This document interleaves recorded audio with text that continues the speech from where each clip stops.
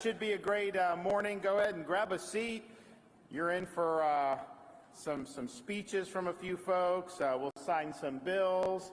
Okay, we have any kids in the audience? We may have pens for you too with some of that, so stay tuned. We'll make sure of that. We're real excited to be back in Tampa. You know, I feel very strongly as governor, but also just as a dad of a 6, a 5, and a 3-year-old that you know, we need to let our kids just be kids. And we have a very crazy age that we live in.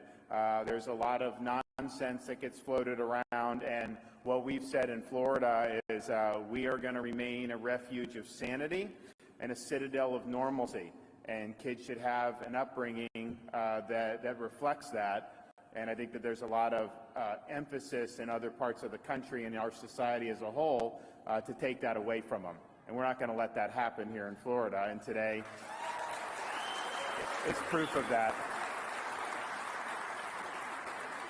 So we're here in Hillsborough County, and you've seen different things happen right here. I mean, the parents found a number of pornographic materials here in schools funded by your tax dollars. And at one point, you even had the school board vote to not remove it, even though clearly was not appropriate for these young people. There have also been policies that make kids pick pronouns and even hide that from their parents.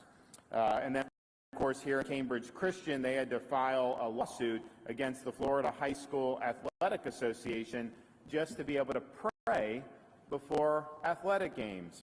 And so we think all of that is problematic, and we're addressing all of that here today. And joining me today is our Commissioner of Education, Manny Diaz, as well as our Agency for Healthcare Administration Secretary, Jason Wida. And we've got a number of our legislators who've been involved in these bills that are here today. We have Senator Clay Yarborough and Senator Jay Collins Jay is here local.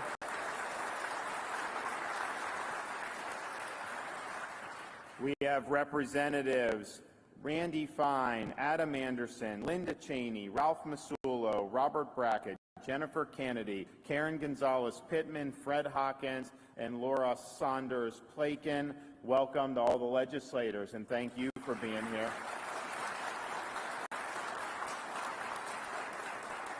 We're also joined by Sean Minks, who's the head of Cambridge Christian School, Luca Hine, who you'll hear from and has experience in some of the things that we're talking about, mother from Indian River County, Tiffany Hansen, and you're going to hear their stories later. It is important that we stand up for our youth, and we're doing that in a number of ways here today. Some of the stuff is kind of sad that we even have some of these discussions. When you see what's going on, and we stopped it administratively in Florida last year, but we needed to have the legislature make this permanent. You have a movement amongst, I would say, rogue elements of the medical establishment to do things that is basically the mutilation of minors. I mean, they're trying to do sex change operations on minors, giving them things like puberty blockers, and doing things that are irreversible to them. And that is not based on science. That is not based on evidence. In fact, you have had countries that have tried to do this in Europe, and they recognize this was very harmful. And so now they don't do it, places like Sweden. And yet here in the United States, you have a very, I would say, ideologically charged small group of folks within medicine that are really pushing these types of procedures on minors. We think that that is wrong. In Florida last year, we took action so that no physician that does those procedures are going to be able to keep their medical license. So that's gone if you do this, which is great.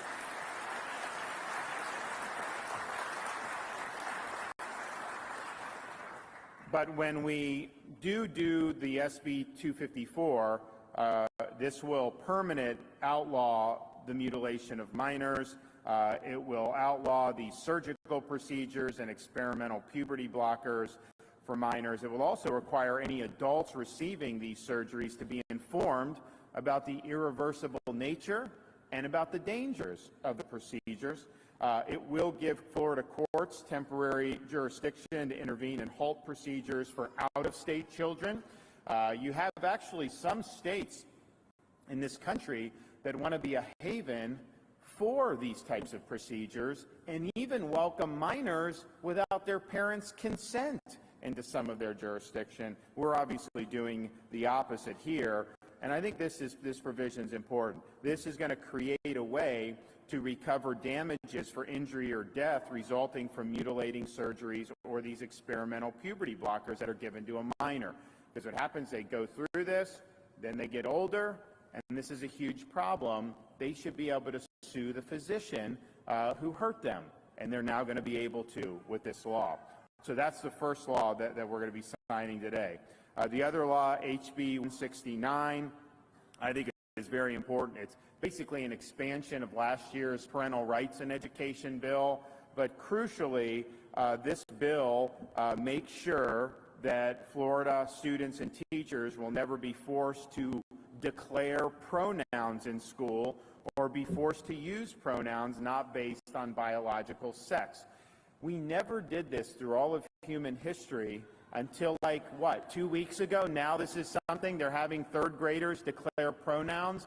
We're not doing the pronoun Olympics in Florida. It's not happening here, and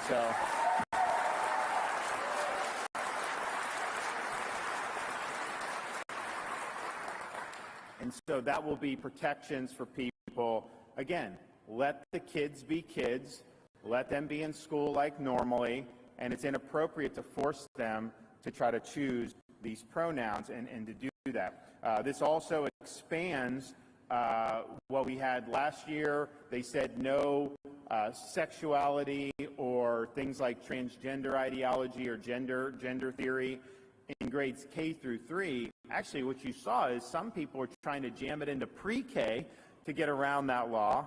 So this says pre-K and also goes up to grade 8, because I think what we've seen in these libraries and in some of the books, there's clearly a concerted effort to try to do indoctrination in the middle school grades. And so the legislature, I think, has looked at that evidence and wisely said that, on those issues, if a parent wants to engage in that with their kid at those ages, then that's up to them, but we should not be putting that in the curriculum in school. And so we're not doing that. We're going to be focusing on math, we're going to be focusing on reading, we're going to focus on science, we're focusing on the subjects that really, really matter for our kids. So that's really important. Third bill, HB 1438.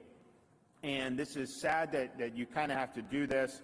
There's these adult performances, there are these these drag shows, sexually explicit in what they're doing. And look, adult entertainment, people can do what they want with some of that, but to have minors there, you'll have situations where you'll have an 8-year-old girl there, where you have these really explicit shows, and that is just inappropriate. And I think in Florida, what we've said, and we've taken some action administratively already against some of the offending establishments, but the reality is we need the legislature to come in and really, really clarify that if you are an establishment that's having adult performances, you have an obligation to make sure that these young kids are not permitted in the premises.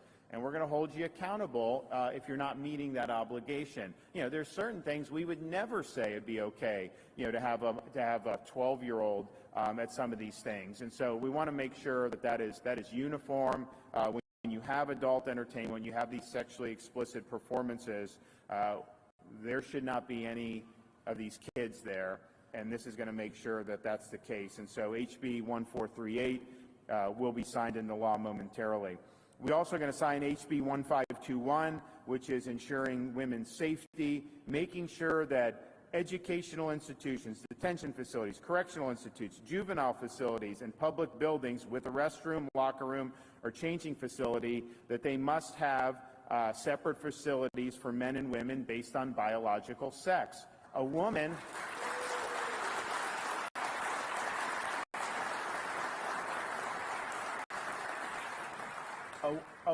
should not be in a locker room having to worry about someone from the opposite sex being in their locker room.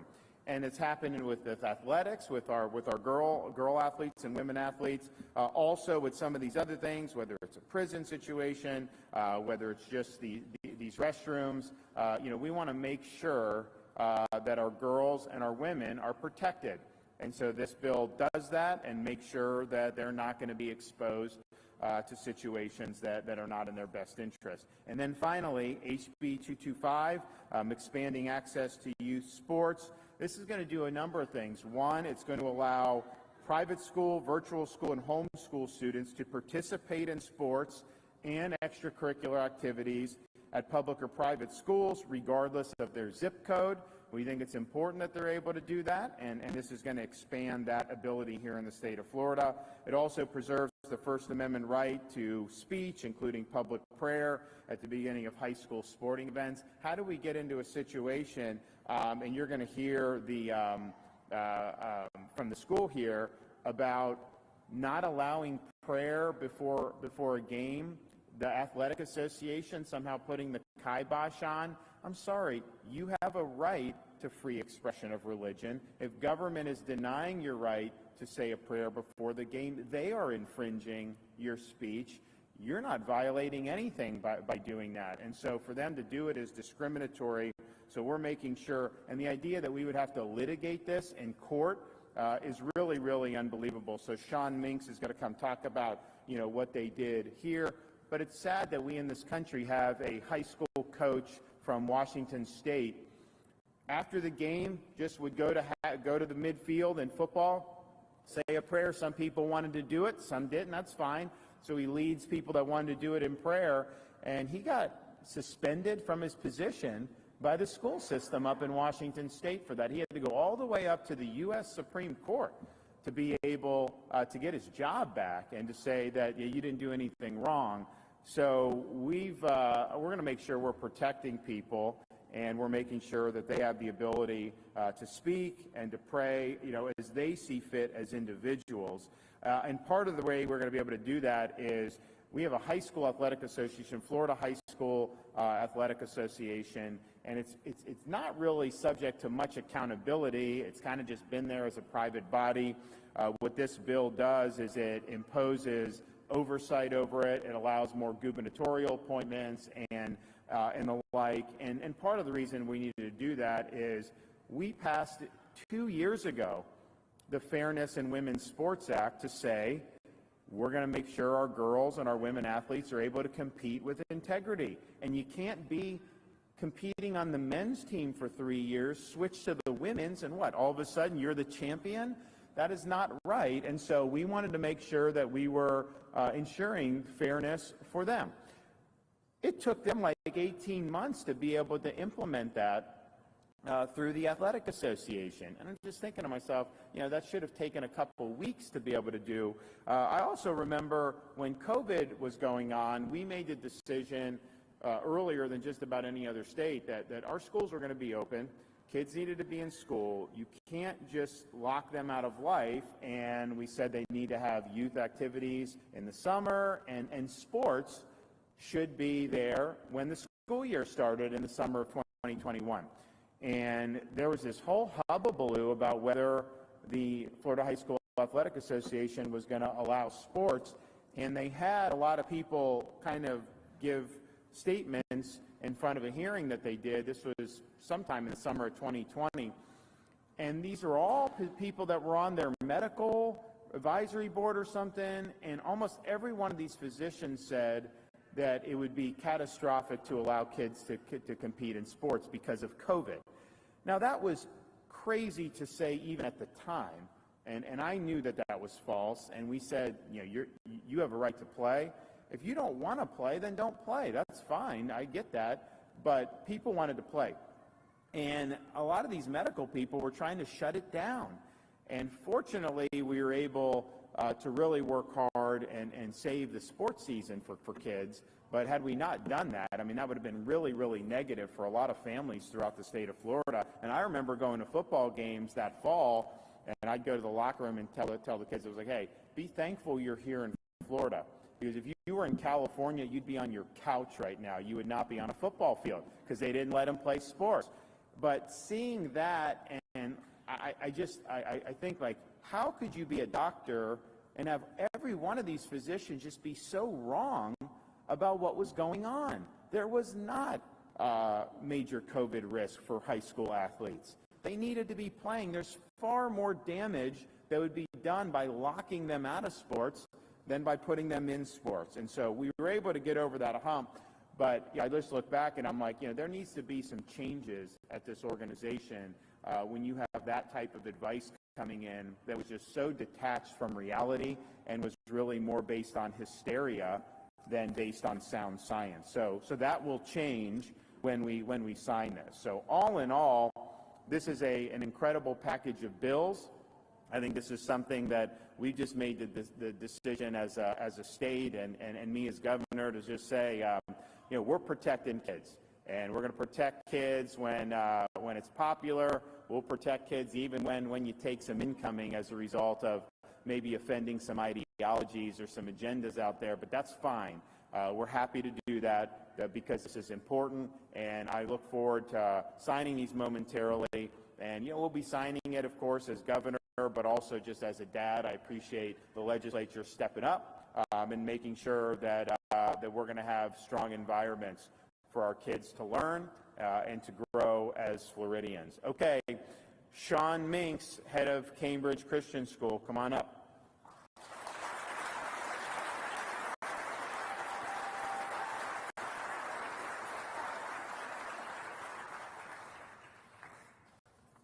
My name is Sean Minks, and I serve as head of school here at Cambridge. And on behalf of the students, staff, teachers, and school board, I am pleased to welcome Governor DeSantis to Cambridge Christian School. We are grateful for his leadership of this state. Cambridge Christian School partners with parents and the church to minister to students and families by sharing the message of Jesus Christ and the Bible. We are focused on providing our families with a rigorous educational experience that also allows the students to grow their talents in the arts and athletics. Serving students from 1-year-old through 12th grade allows Cambridge to partner with families literally from infancy to diploma. Partnership with families should be the goal of every school. Today, Governor DeSantis makes the families of the state of Florida an equal partner in education. When families are partners in education and the values they hold are prioritized, students excel. From the beginning, now 60 years ago, Cambridge has sought to raise up future leaders who academically, socially, and spiritually serve the local and global community for Christ. But 7 years ago, that commitment came under question in a request to pray over the loudspeaker at a football game. By banning a pregame prayer over the loudspeaker, the FHSAA sent a message to our students that prayer is inappropriate to lead publicly in large forums. Today, the state of Florida teaches a different lesson, one that supports free speech and respects the religious freedom of students across the state. After today, schools will be allowed to make opening remarks before state championship games, supporting important principles of free speech that have made this nation great. I don't know what other schools or students will say during those opening remarks. That's up to them. But I do know that the next time Cambridge Christian returns to play for a state championship, and we will return,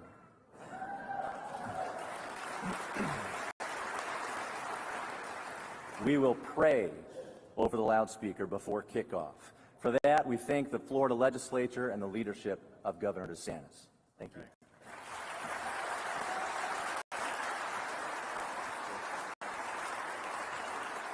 Okay, Luca Hine, come on up.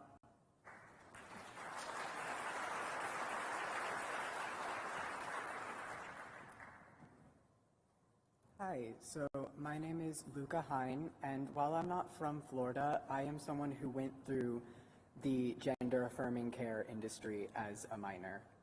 And a little bit of background about me, I was a teenager with multiple comorbidities and mental health issues who was struggling and was put down this path instead of given the help I actually needed, resulting in the first medical intervention I ever had being a double mastectomy at 16.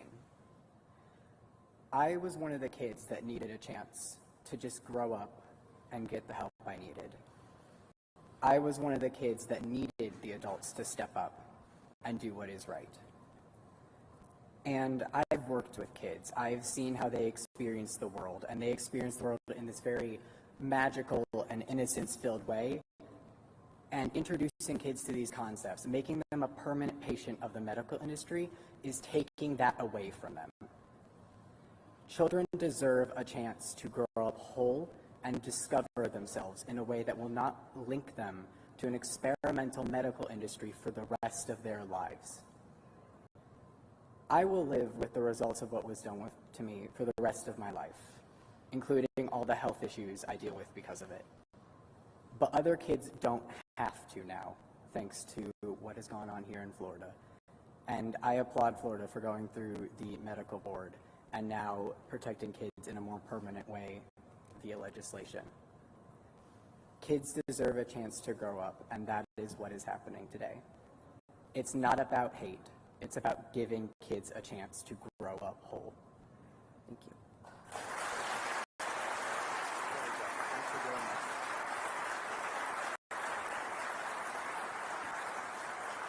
Thank you. Thanks so much. Great job. Okay, Tiffany Hansen, come on up.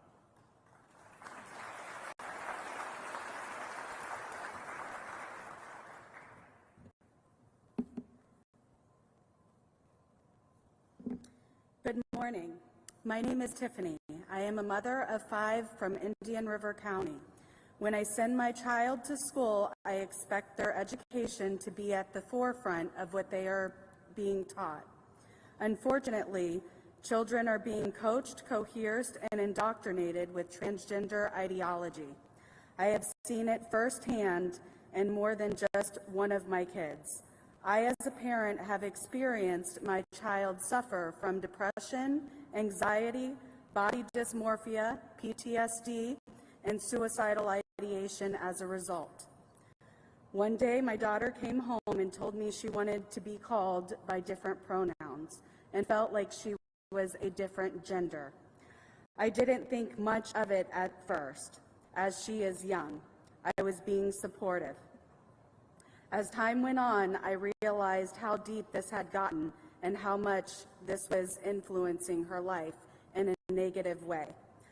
Unknown to me, the schools had been secretly pushing this transgender ideology in the classroom behind my back, encouraging her to question her gender, her sexuality, and her preferred pronouns. To this day, she has had to undergo therapy because it has taken such a toll on her mental health. It wasn't just her. More than one of my children have come home telling me the exact same thing. They are being taught to question their entire identity by schools. These are 4th and 6th grade kids we are talking about here. This ideology can be seriously damaging to children, forcing them to question themselves to the extent that they have body dysmorphia and suicidal thoughts in 4th grade. This has to stop now. As someone who has also had to deal with personal childhood trauma in the past, I understand what it is like to be this young and feel these feelings. I am against this, not for religious reasons. I am standing up because I am a parent, and nobody gets to raise my children except me. When parents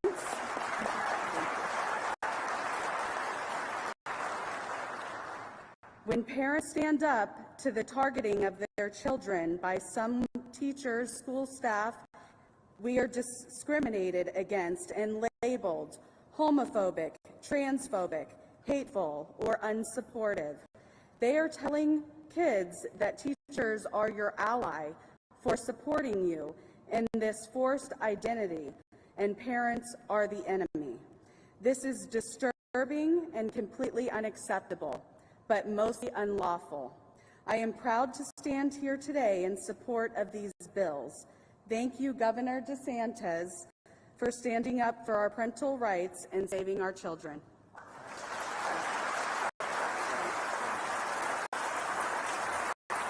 Okay, Clay. Clay.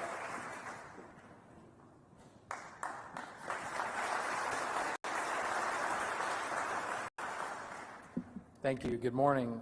Thank you for the invitation to join you today, Governor. It was an honor to carry several of these bills in the Senate. Thank you for your leadership. Governor, you consistently deliver, and thanks to you and your leadership, kids can be kids in the state of Florida. As a dad of young children myself, I know you understand how important it is for parents to know what is going on with their children.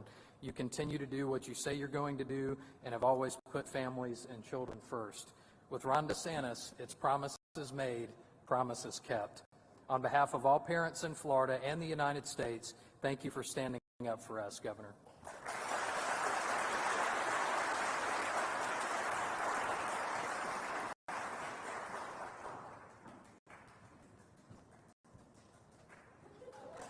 Well, thank you. Thank you. I'm Randy Fine, and I had the privilege of carrying a couple of the bills the governor mentioned a little bit earlier. But the important thing for people to know is there's evil in this world, and we are fighting it here today. And the most important job that I have, the most important job the governor has, is that we are parents of children. And when I tried to explain to my 11-year-old the bills that I file in Tallahassee, when I try to explain to my 11-year-old what bottom surgery is and what top surgery is, what adult entertainment is, there's no age-appropriate way to do that. The fight that we have had here in Florida is about the fundamental nature of childhood itself, because the other side believes that 8-year-olds should pick their pronouns, that 9-year-olds should read books about sex, that 10-year-olds should be able to take puberty blockers, that 11-year-olds should be able to get experimental drugs, and 12-year-olds should be able to have healthy body parts cut off. In the state of Florida, we have said this is going to stop. And we're going to do it because God does not make mistakes with our children.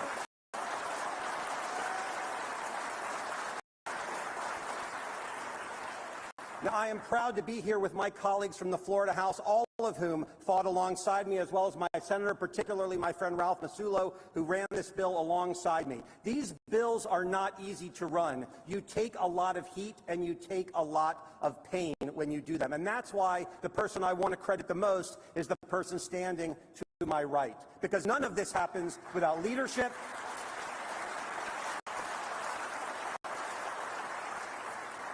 None of this happens without being willing to take the punches, to hear the names, to lean in, because we are right.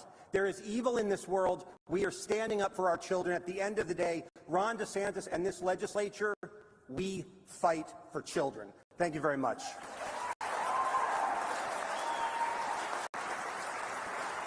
All right.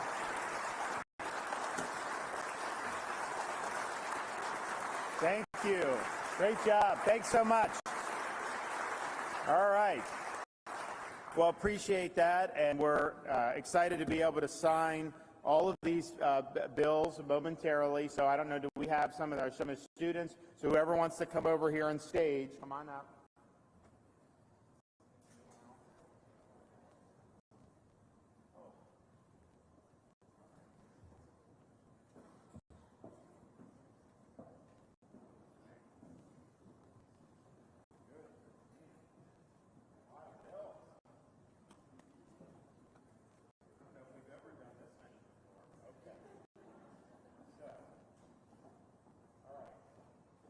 HB 1521. This